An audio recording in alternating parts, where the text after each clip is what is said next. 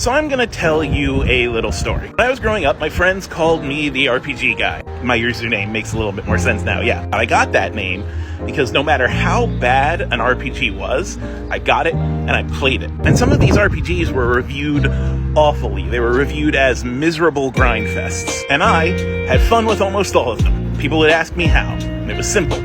I cheated. I had a Game Genie for my SNES, a Game Shark for my PlayStation. And when a developer really screws up the pacing of a game, you can use codes to speed that up and turn a 5 or a 6 into a 7 or an 8. Now, I'm not saying Tears of the Kingdom is a 5 or a 6. It's one of the best games I've ever played. The magic of Breath of the Wild and Tears of the Kingdom is that the conceit of the game is you can play it however you want.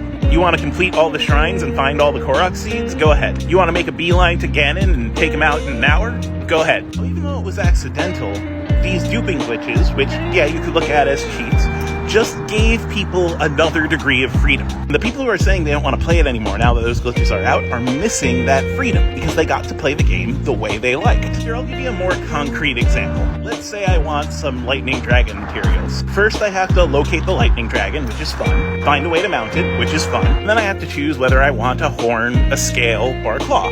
After I harvest that material, then it'll take 10 minutes before I could do it again. But the process of locating and mounting the dragon usually takes longer than 10 minutes. So the best thing you could do if you need dragon parts to upgrade an armor or something is sit on the back of the dragon and wait. And that's boring. And even if you jump off the dragon to go do other stuff and then come back, you're eventually going to have to recreate the location and mounting process like 10 times over or more. And at that point, it starts to get stale. The duping glitch was so perfect because it forced people to get the material in the first place. So you still had to find the dragon. You still had to have that experience. Then, if you didn't want to have that experience anymore, you could just not. If it wasn't fun for you, you didn't have to do it, and you wouldn't miss out on content. If it was fun for you, you didn't have to use the duping glitches. Plenty of people did. With the duping glitches in, some people who wanted a really long, involved adventure decided not to use them and just do things the traditional way. Whereas other people who may have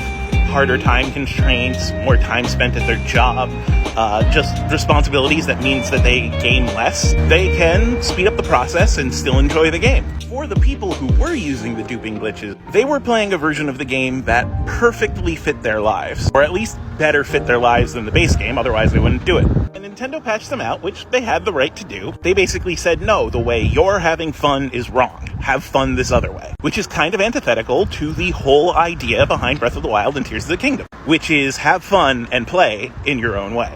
Now, I don't think it's a travesty. YouTube glitches have already been found, and plenty of us, like myself, just haven't patched the game. Also, a lot of the people who are frustrated when they did patch their game have just decided to start playing it on emulators. And there are some pretty cool mods on emulators already. Like, people have modded in whole new quest lines, whole new armor sets. Someone made anti-gravity pants. I want anti-gravity pants. Plus, there's a really cool multiplayer mod that's in development, and I can't wait to play that. Me and 7 other friends running around the Tears of the Kingdom world, all getting stuff all together. That's brilliant. So yeah, in the end, anybody who wants to really do the duping glitches is going to be able to do them in 60 FPS with extra content on an emulator. And there's a patch on Game Banana that lets you downgrade your version if you really want to. So people who want to find a way will find a way. People who don't want to find a way are having fun anyway. And that small sliver in the middle may be dropping the game, but they were going to drop the game anyway. And that's fine. When a game stops being fun, stop playing it. Pick up something else. Heck, I'm probably going to beat the game before this Friday because that's when Street Fighter 6 comes out. And I can't play 2 games at once because I have ADHD.